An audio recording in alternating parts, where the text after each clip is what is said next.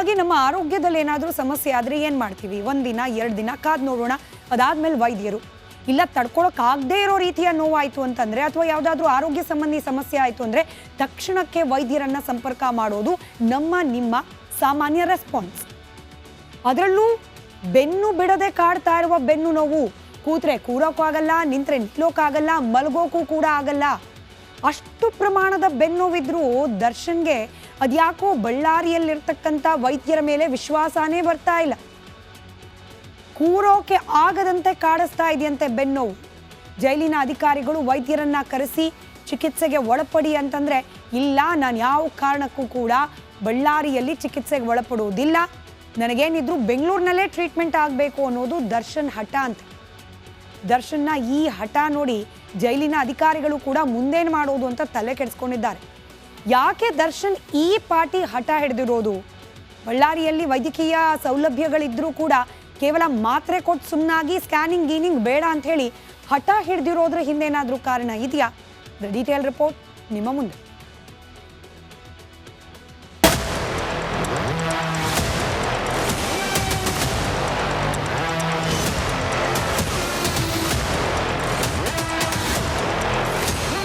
ವಿಚಿತ್ರ ದರ್ಶನ. ಕಾಟೇರನ ಕನಸಲ್ಲಿ ವಿಚಿತ್ರ ದರ್ಶನವಾಗ್ತಿದೆ. ಸಾರಥಿ ಸ್ವಪ್ನದಲ್ಲೂ ರೇಣುಕಾಸ್ವಾಮಿ ಪ್ರತ್ಯಕ್ಷವಾಗ್ತಿದ್ದಾನೆ.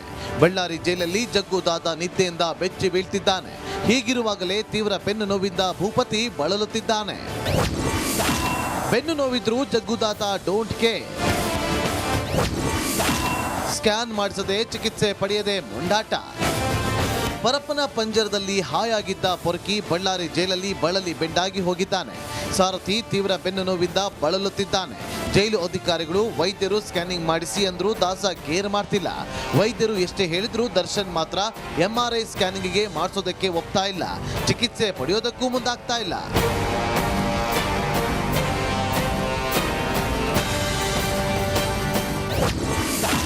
ದರ್ಶನ್ ಮೊಂಡಾಟಕ್ಕೆ ಜೈಲಧಿಕಾರಿಗಳು ಗರಂ.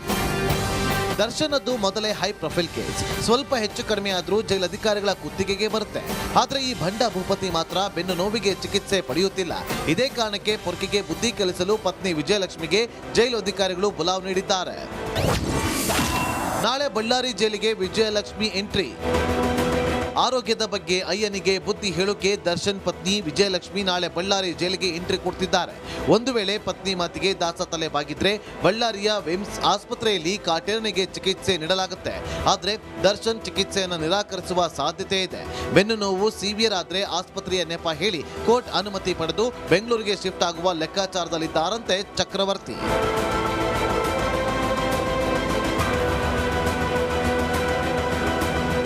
ಅದೇನೇ ಇರಲಿ, ದರ್ಶನ್ ಚಿಕಿತ್ಸೆಗೆ ಒಪ್ಪುತ್ತಾನಾ ಅಥವಾ ಬೆಂಗಳೂರಿಗೆ ಶಿಫ್ಟ್ ಆಗಲು ಕೋರ್ಟ್ಗೆ ಅರ್ಜಿ ಆಗ್ತಾನಾ ಅನ್ನೋ ಪ್ರಶ್ನೆಗೆ ನಾಳೆಯೇ ಉತ್ತರ ಸಿಗಲಿದೆ. ರೇಣುಕಾ ರಾಧ್ಯ, ರಿಪಬ್ಲಿಕ್ ಕನ್ನಡ, ಬಳ್ಳಾರಿ. ಈ ಪಾಟಿ ಬೆನ್ನು ನೋವಿದ್ರೂ ಹಠ ಯಾಕೆ ಅನ್ನೋದು ಪ್ರಶ್ನೆಯಾಗಿ ಉಳಿದಿದೆ. ಬೆನ್ನು ನೋವು ಕಾಡ್ತಿರೋದಾದ್ರೂ ಯಾಕೆ? ಈ ಮಟ್ಟಿಗೆ ಸಮಸ್ಯೆಯನ್ನ ಅನುಭವಿಸ್ತಿರೋದು ಯಾಕೆ? ಸಮಸ್ಯೆ ಬಗ್ಗೆ ಪ್ರತಿನಿತ್ಯ ಒಂದಲ್ಲ ಒಂದು ವರದಿಗಳು ಬರ್ತಲೇ ಇದೆ. ಆ ರೀತಿ ಈ ಬೆನ್ನು ನೋವು ಅನ್ನೋದು ಸಮಸ್ಯೆಯಾಗಿ ಪರಿಣಮಿಸಿದೆ ದರ್ಶನ್ ಪಾಲಿಗೆ. ಬೇಲ್ ಸಿಗದ ಕಾರಣ ಟೆನ್ಷನ್ ಕೂಡ ಹೆಚ್ಚಾಗಿದೆ. ಸಲೀಸಾಗಿ ಜಾಮೀನು ಸಿಗುವಂತ ಪ್ರಕರಣ ಅಲ್ಲ ಇದು. ಆದರೂ ದರ್ಶನ್ ಪರ ವಕೀಲರು ಶತಪ್ರಯತ್ನ ಮಾಡ್ತಿದ್ದಾರೆ. ಕೋರ್ಟ್ ಕೂಡ ವಿಚಾರಣೆಯನ್ನ ಮುಂದೂಡ್ತಾ ಇರೋದು, ತಕ್ಷಣಕ್ಕೆ ಜಾಮೀನು ಸಿಗದೆ ಇರೋದು ಕೂಡ ದರ್ಶನ್ ಟೆನ್ಷನ್ ಹೆಚ್ಚಾಗಲಿಕ್ಕೆ ಕಾರಣವಾಗಿದೆ. ಎಲ್ಲ ವಿಚಾರದಿಂದಾಗಿ ನೆಮ್ಮದಿ ಇಲ್ಲ ಅನ್ನೋ ಕಾರಣಕ್ಕೆ ಸರಿಯಾಗಿ ನಿದ್ದೆ ಮಾಡ್ತಾ ಇಲ್ಲ. ನಿದ್ದೆ ಜೊತೆಗೆ ಊಟ ಕೂಡ ಸರಿಯಾಗಿ ಮಾಡ್ತಾ ಇಲ್ಲ. ಮನೆ ಊಟ ಬೇಕು ಇತ್ಯಾದಿ. ಅದಕ್ಕೆ ಕಾನೂನಾತ್ಮಕವಾದ ಹೋರಾಟಗಳು ಎಲ್ಲವನ್ನ ನೀವು ಗಮನಿಸಿದ್ದೀರಿ. ಊಟ ಸರಿ ಇಲ್ಲ, ನಿದ್ದೆ ಸರಿ ಇಲ್ಲ, ಆರೋಗ್ಯ ಕೂಡ ಸರಿ ಇಲ್ಲ. ಒಟ್ಟಿನಲ್ಲಿ ಬಳ್ಳಾರಿ ಜೈಲಿನಲ್ಲಿರೋ ದರ್ಶನ್ಗೆ ಏನೂ ಸರಿ ಹೋಗ್ತಾ ಇಲ್ಲ. ಅದರಲ್ಲೂ ಹೇಳಿ ಕೇಳಿ 100 kg ತೂಕ, ಬರೋಬ್ಬರಿ 100 kg ತೂಕ, 6 ಅಡಿ ಎತ್ತರದ ದೇಹ. ವಿಶ್ರಾಂತಿ ಅನ್ನೋದು ಬಹಳ ಮುಖ್ಯ ಆಗತ್ತೆ.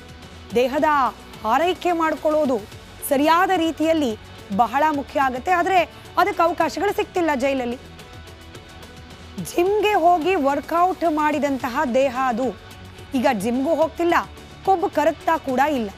ಇದೆಲ್ಲದರಿಂದಾಗೆ ವರ್ಕೌಟ್ ಇಲ್ಲದೆ, ವಿಶ್ರಾಂತಿ ಸರಿಯಾಗಿ ಇಲ್ಲದೆ ಅನಾರೋಗ್ಯ ದಿನೇ ದಿನೇ ಹೆಚ್ಚಾಗ್ತಾ ಇರೋ ಸಾಧ್ಯತೆ. ಹೀಗಾಗಿ ಬೆನ್ನು ನೋವು ಕೂಡ ಒಂದು ಕಡೆ ಈ ಎಲ್ಲ ಸಮಸ್ಯೆ, ಊಟ, ನಿದ್ದೆ, ವರ್ಕೌಟು ಇತ್ಯಾದಿಯ ಸಮಸ್ಯೆ ಆದರೆ ಮತ್ತೊಂದು ಕಡೆ ಟೆನ್ಷನ್, ಮಾನಸಿಕ ನೆಮ್ಮದಿ ಇಲ್ಲ ಅನ್ನೋ ವಿಚಾರ. ಇದೆಲ್ಲದರ ಜೊತೆಗೇನೆ ಬೆನ್ನು ನೋವು ಹೆಚ್ಚಾಗ್ತಾ ಇದೆ ದರ್ಶನ್ಗೆ. ಇನ್ನು ಬಳ್ಳಾರಿ ಆಸ್ಪತ್ರೆಯಲ್ಲಿ ಚಿಕಿತ್ಸೆ ಪಡೆಯೋಕೆ ಅವಕಾಶ ಇದೆ.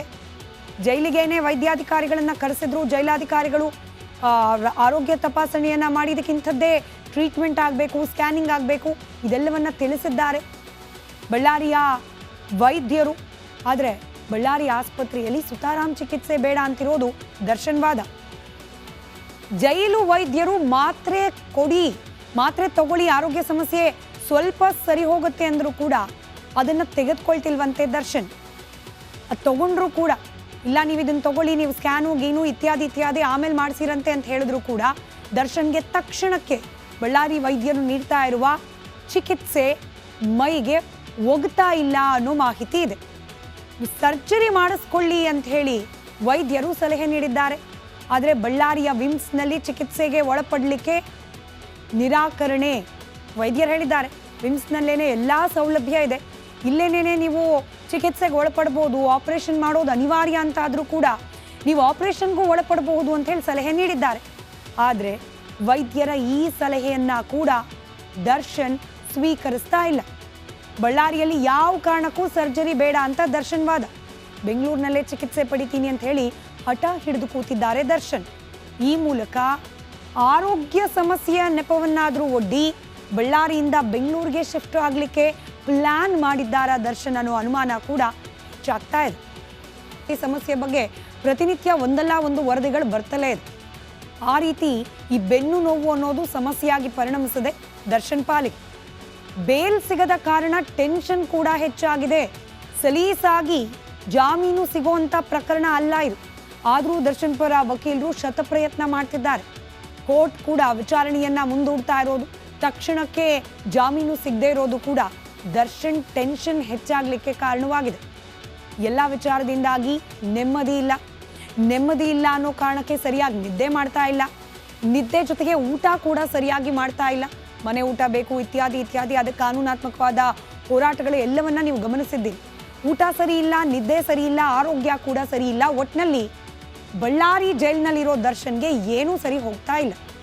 ಅದರಲ್ಲೂ ಹೇಳಿ ಕೇಳಿ 100 kg ತೂಕ, ಬರೋಬ್ಬರಿ 100 kg ತೂಕ, 6 ಅಡಿ ಎತ್ತರದ ದೇಹ. ವಿಶ್ರಾಂತಿ ಅನ್ನೋದು ಬಹಳ ಮುಖ್ಯ ಆಗತ್ತೆ.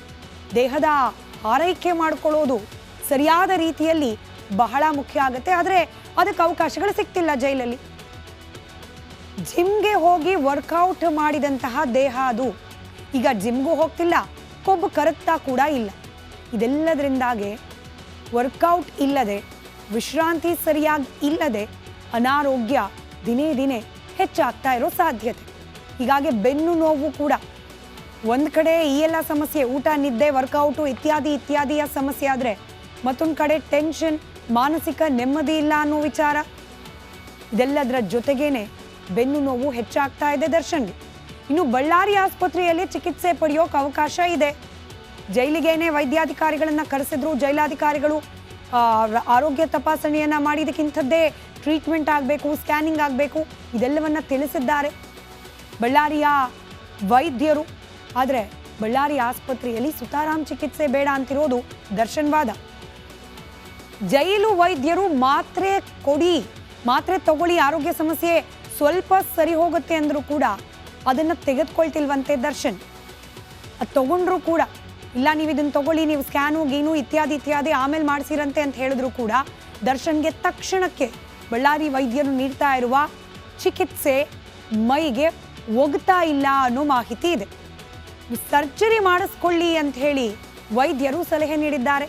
ಆದರೆ ಬಳ್ಳಾರಿಯ ವಿಮ್ಸ್ನಲ್ಲಿ ಚಿಕಿತ್ಸೆಗೆ ಒಳಪಡಲಿಕ್ಕೆ ನಿರಾಕರಣೆ.